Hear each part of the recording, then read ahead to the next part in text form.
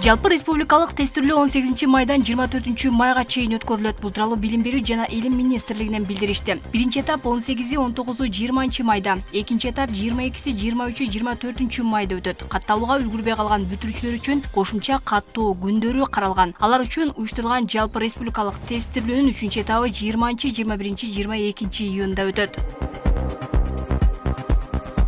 Биринчи, экинчи, 3 майда Бишкек шаарында социалдык маанилүү азык продукциясынын жана керектелүүчү товарлардын жарманкеси өтөт. Жарманкени Суу ресурстары, Айыл чарба жана кайра иштетүү өнөр жайы министрлиги уюштурууда. Жарманке саат 9:00дөн кечки саат 19:00гө чейин уланат. Иш-чаранын максаты ата мекендик өндүрүшчүлөрдү, агро өнөр жай ишканаларын жана жеке ишкерлерди колдоо менен бирге айыл чарба продукцияларын шаар тургундарына дөң баада сатуу болуп саналат. Жарманке Бишкек шаарынын Түгүлбай ата көчөсү, Эркиндик жана Касым Тыныстанов көчөлөрүнүн кесилиштеринде өтөт.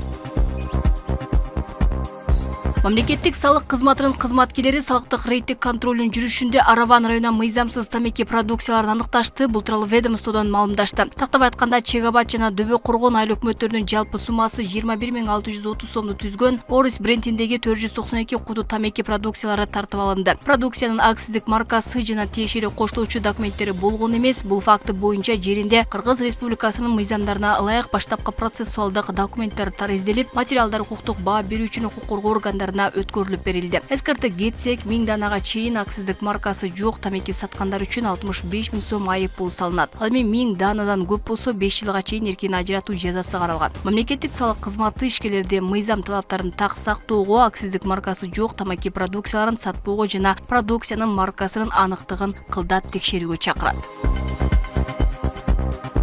Май айынан тартып Кыргызстанда чакан жана орто ишкерлик субъекттерине жана жеке ишкерлерге мамлекеттик колдоо көрсөтүү боюнча ири долбоор ишке ашырыла баштайт.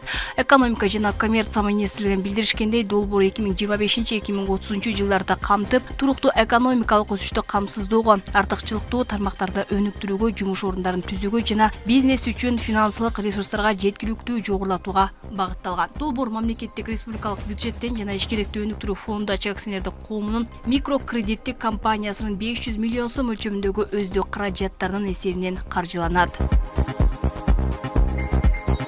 Президент Садыр Жапаров улуттук санарип валютасынын санарип сомунун Кыргыз Республикасындагы укуктук статусунун маселелери боюнча Кыргыз Республикасынын айрым мыйзам актыларына өзгөртүү киргизүү жөнүндө мыйзамына кол койду. Мыйзам 2025 жылдын 20 мартында жогорку кеңеш тарабынан кабыл алынган. Мыйзам улуттук санариптик валютанын прототиби, санариптик сомдун пилоттук долбоорун ишке киргизүү, ошондой эле укуктук негизде жананын статусун түзүү максатында иштелип чыккан.